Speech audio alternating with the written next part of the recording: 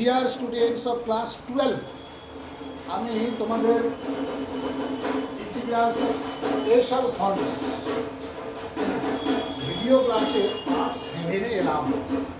Part 7-এ এসে আজকে আমার আলোচনার যে বিশেষ আকারটা আমি নিয়েছি, সে আকারটা হচ্ছে integration P cos x plus U sine x plus R divided by a cos x plus b sine x plus c dx। এই আকৃতির যে সমাকলনগুলো থাকবে, সে সমাকলনগুলোকে আমরা কিভাবে করব তার একটা বিশেষ কায়দা, সেটা আমি দুটো এক্সাম্পলের সাহায্যে তোমাদের আজকে তোমরা শিখিয়ে দেওয়ার চেষ্টা করব। আচ্ছা, এখানে দেখবে যে অঙ্কগুলোতে ইন্টিগ্রেশন থাকবে, উপরেও থাকবে সাইন এক্স কস এক্স। এখানে দেখো সাইন এক্স আছে, কস এক্স আছে, প্লাস একটা কনস্ট্যান্ট আছে, আর নিচেও দেখো কস এক্স এবং সাইন এক্স আছে, প্লাস একটা কনস্ট্যান্ট আছে। এখন এইগুলো, এই আকৃতির যে সমাকলনগুলো, সেগুলো করার জন্য আমরা সাধারণত কী করি? সাধারণত আমরা করি কি, এই যে নিচেরটাকে উপরে এমনভাবে, এই যে উপরের অংশটাকে এমনভাবে, নিচের অংশটার কথা হচ্ছে পরে বলছি, উপরের অংশটার কথা আগে বলছি। উপরের অংশটাকে অর্থাৎ লবকে আমরা এমনভাবে প্রকাশ করার চেষ্টা করি যেন একবার আসে, নিচের পুরাটা যেন একবার আসে, এবং সঙ্গে একটা কনস্ট্যান্ট গুণ হয়ে থাকবে, প্লাস আর একটা কনস্ট্যান্ট ইন্টু ডিডিএক্স অফ এই নিচেরটা গোটাটা ডিডিএক্সের আকারে যেন উপরের অংশটাকে প্রকাশ করা যায়। অর্থাৎ উপরের অংশটাকে অর্থাৎ আমরা তোমার লবকে কী হিসেবে প্রকাশ করার চেষ্টা করবো সবসময়, এল ইন্টু হর। এল একটা কনস্ট্যান্ট, কিন্তু এলের মানটা পরে বের হবে, এল ইন্টু হর প্লাস এল ইন্টু হরের অন্তর্কলজ।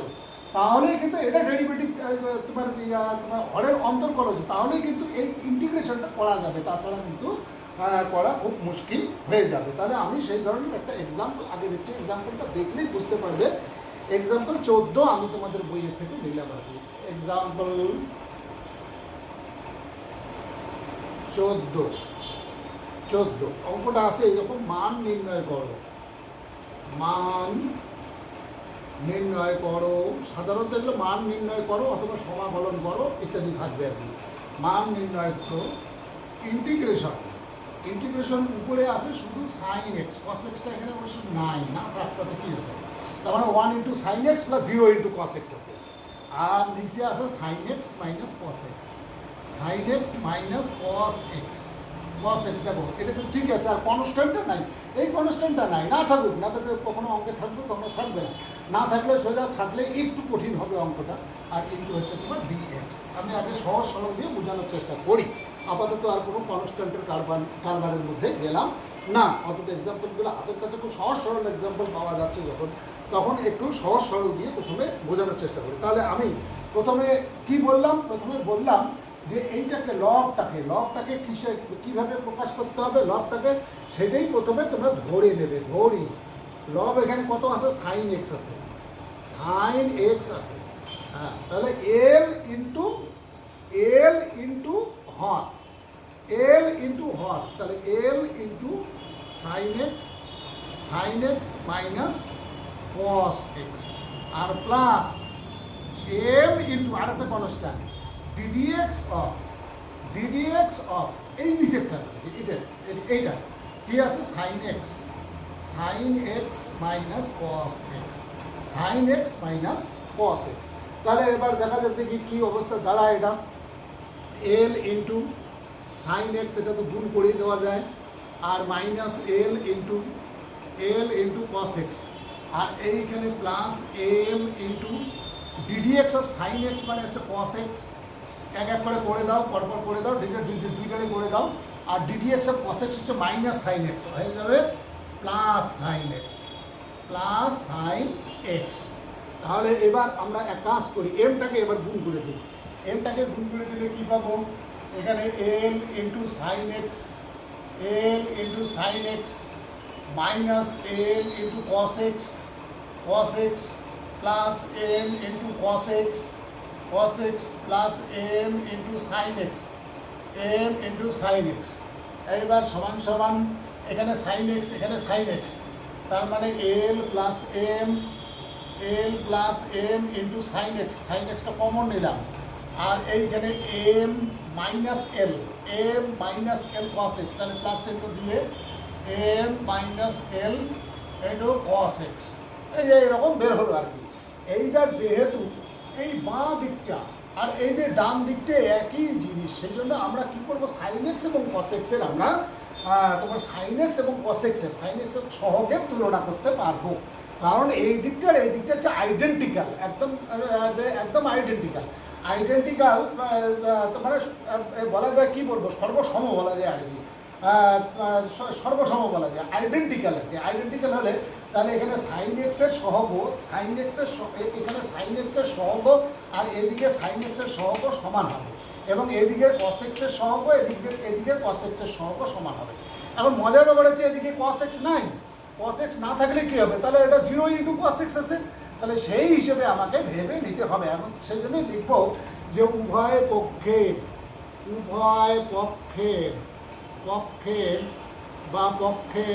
পক্ষেরই লেখো সাইন এক্স ও কস এক্সের সহগ তুলনা করে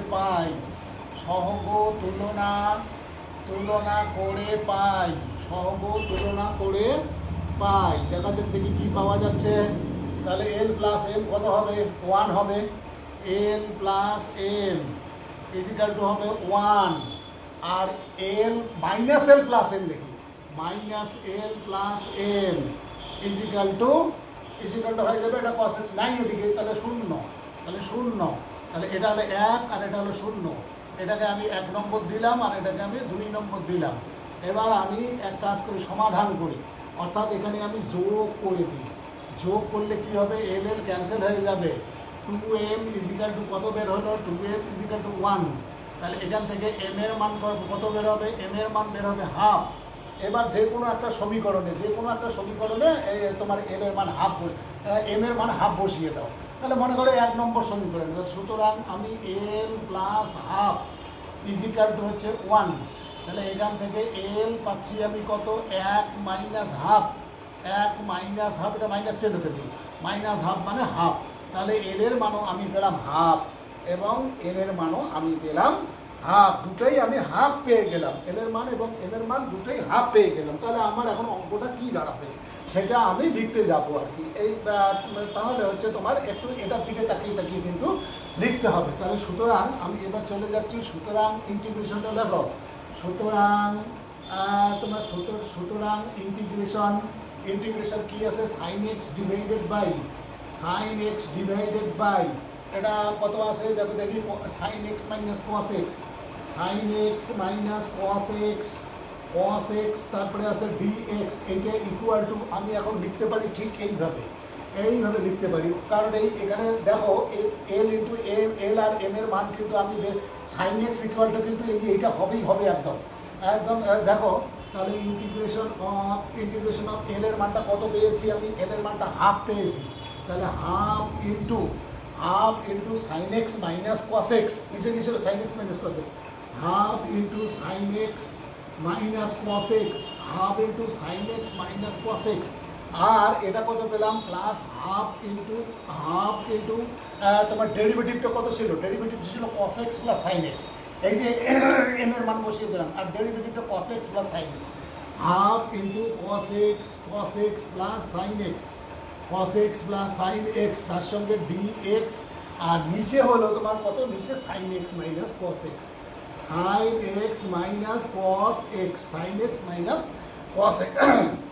এইবার এটাকে আমি কি করে দেবো, দুটো অংশে বিভক্ত করে দেবো। তাহলে সমান সমান আমি এইখানে সমান সমান লিখলাম, হাফটাকে বাইরে বের করে দিলাম, ইন্টিগ্রেশন এটা যা আছে উপরে যা আছে sine x minus cos x, আর এটাও আছে নিচেও আছে তাই sine x minus cos x, মানে এটাও যা এটাও তাই, দেখো একই জিনিস আসলো, ইন্টু হলো ডিএক্স, আর এইখানে প্লাস হাফ ইন্টিগ্রেশন, হাফটা এখানে লিখে দিলাম, হাফ ইন্টিগ্রেশন এখানে হলো তোমার কি cos x plus sine x, আর নিচে যা থাকার এই sine x minus cos x এটাই থাকবে, sine x minus cos x আর সঙ্গে থাকবে ডিএক্স। এই হলো দেখো দুটো অংশে বিভক্ত হয়ে গেল, এখানে এটার সঙ্গে এটা কেটে যাবে, একই জিনিস হওয়াতে কেটে যাবে, কেটে যাওয়ার পর কি অবস্থাটা দাঁড়াবে এইবার একটু ভালো করে লক্ষ্য করো। দেখো কি সুন্দর তোমার কি অঙ্কটা চলে আসতেছে, একদম ফাইন একদম। কারণ এই ফর্মুলাটাকে আমাকে মনে রাখতেই হবে, ফর্মুলাটাকে ব্যবহার করতে হবে। তাহলে হাফ ইন্টু ইন্টিগ্রেশন ডিএক্স, তাহলে সমান সমান দেখো হাফ ইন্টু ইন্টিগ্রেশন ডিএক্স এটা আসলো, আর এইটা কি আসলো প্লাস হাফ ইন্টু এইটার ডেরিভেটিভটা উপরে আসে। দেখো এইটাকে ডেরিভেটিভ করলে এটা পাওয়া যাচ্ছে, এইটাকে ডেরিভেটিভ করলে এটা পাওয়া যাচ্ছে। তাহলে আমি লিখতে পারি d of sine x minus cos x, এটার পরিবর্তে লিখতে পারি আমি d of sine x minus cos x, আর divided by sine x minus cos x, cos x অর্থাৎ এটাকে যদি আমি জেড ধরি, তাহলে এইটা into dx equal to dz আসবে। এইটাকে যদি খুব ভালো করে লক্ষ্য করো, এটাকে যদি জেড ধরি আমি, জেড ধরলে কি হবে, এটাকে জেড ধরলে এইটা ইন্টু ডিএক্স ইজিক্যাল টু আসবে ডিজেড। তাহলে দেখো এটাকে এই দেখো ডিজেড বাই জেড, এই যে এখানেও তাই চলে এসছে, আমি একই জিনিস লিখেছি, আমি আর এখানে ধরিনি, না ধরে আমি খুব সংক্ষেপে লিখে ফেলেছি। এইবার দেখো এখানে হাফ ইন্টু এক্স আর এখানে হাফ ইন্টু এটা হবে লগ অফ, অর্থাৎ ডিজেড বাই জেড মানে লগ জেড, তার মানে log of sine x minus cos x, আর প্লাস হলো তোমার সি। এই যে এখানে সুন্দর অঙ্কটার উত্তরটা চলে আসলো। এইবার আমি আর একটি অঙ্ক এই ফর্মেরই, অর্থাৎ আরও ভালো করে বোঝার জন্য, অর্থাৎ একটা অঙ্ক একটা এক্সাম্পল দেখিয়ে দিলে তোমার শেখার পক্ষে সেটা যথেষ্ট নাও হতে পারে। ঠিক সেই কারণে আমি আর একটি অঙ্কে, এবার তোমার ঠিক একই প্যাটার্নের অঙ্ক আর একটি অঙ্কে আমি যাচ্ছি। তাহলে এখানে অঙ্কটা হচ্ছে এইরকম, মান নির্ণয় করো। আমি আর লিখছি না, এটা এক্সাম্পল 15, তোমাদের পাঠ্য বইয়ের এক্সাম্পল 15। এটা অঙ্কটা হচ্ছে মান নির্ণয় করো, এইরকম আছে। ইন্টিগ্রেশন উপরে আছে 2 cos x plus 3 sin x, 2 cos x plus 3 sin x, 2 cos x plus 3 sin x, আর নিচে আছে 3 cos x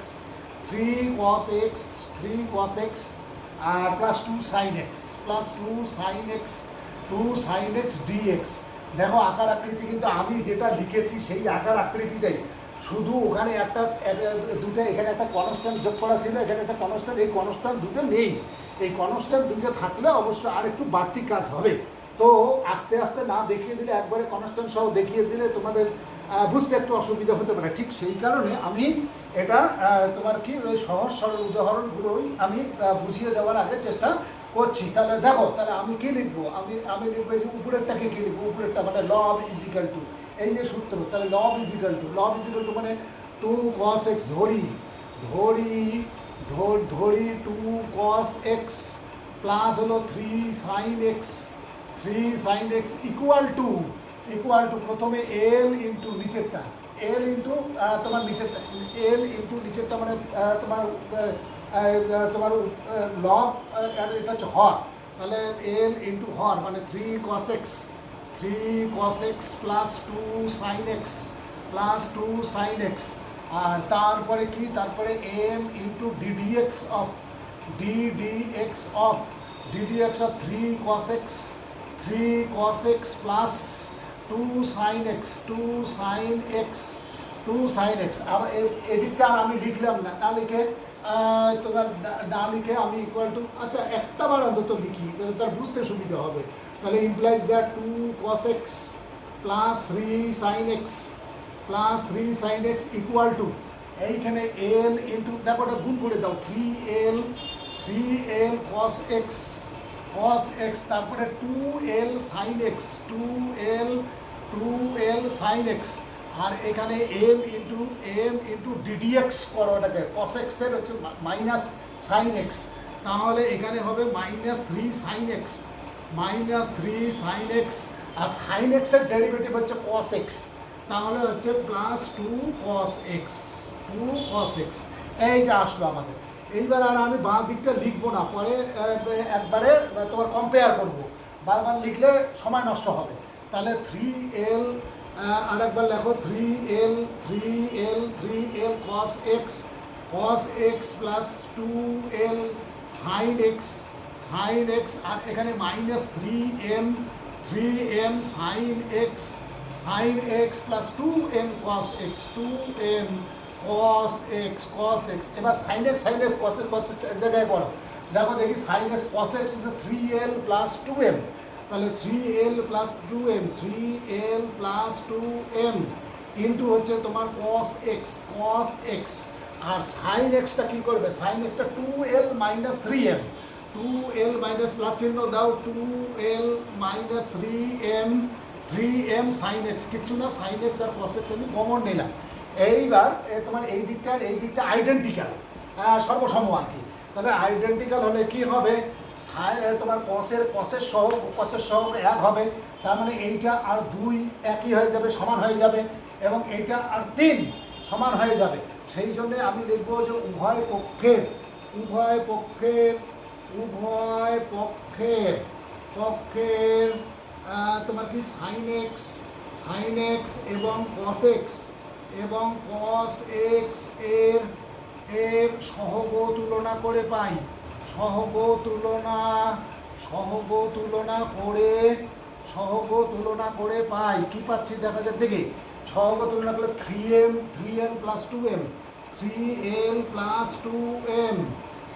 plus 2m পাবো আমি 2, ওইদিকে দেখো 1 নম্বর সমীকরণ দাও, আর 2l minus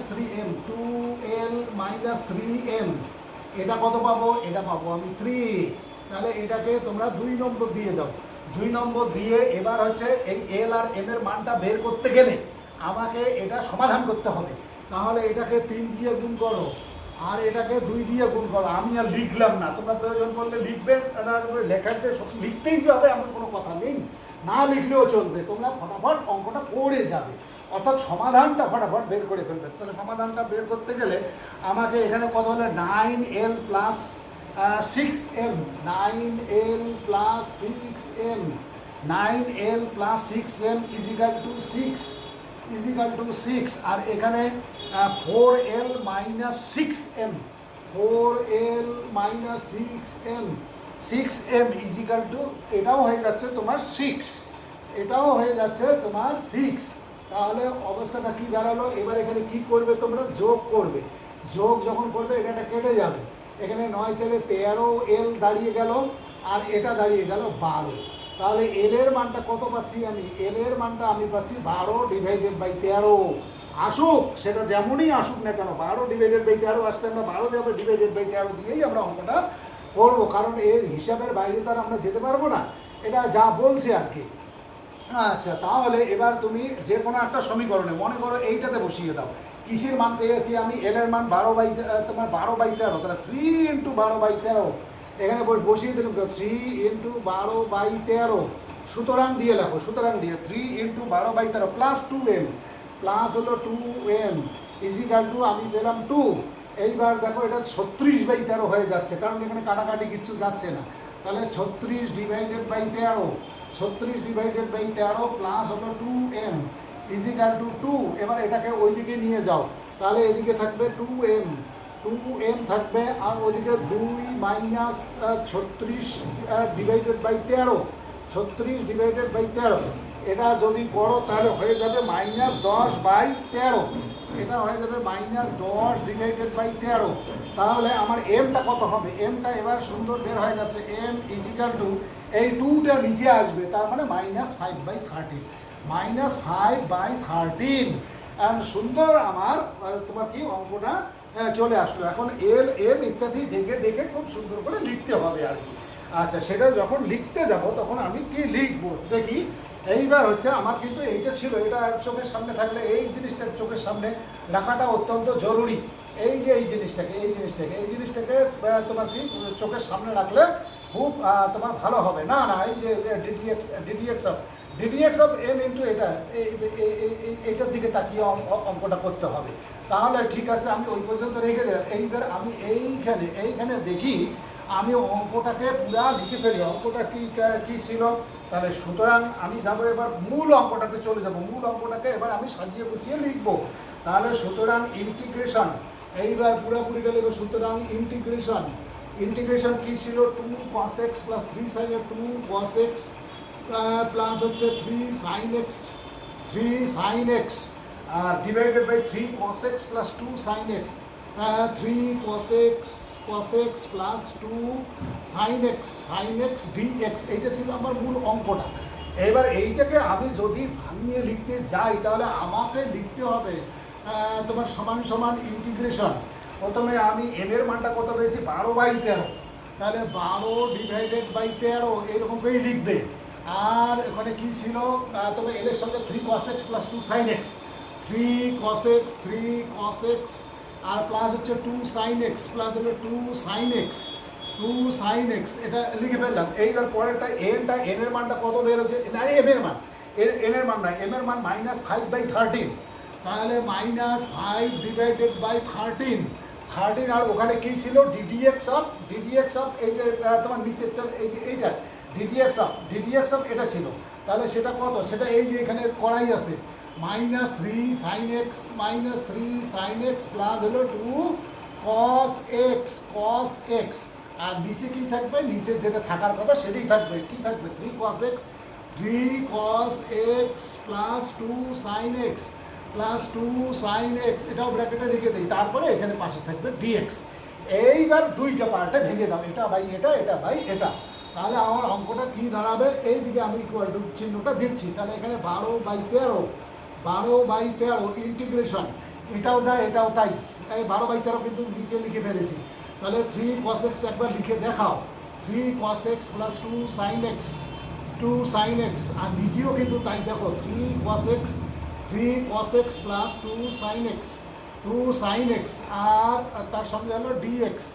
আর ওখানে হচ্ছে -5/13 ডিভাইডেড বাই 13, 5 ডিভাইডেড বাই, এটা কিন্তু দেখো এটা ডিডিএক্সটা আছে, এইটার ডিডিএক্সটা কিন্তু এখানে আছে। তাহলে আমি ইন্টিগ্রেশন লিখতে পারি ডি অফ দিস,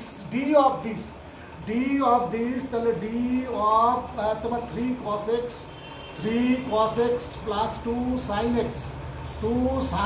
x আর এখানে 3 cos x plus 2 sin x।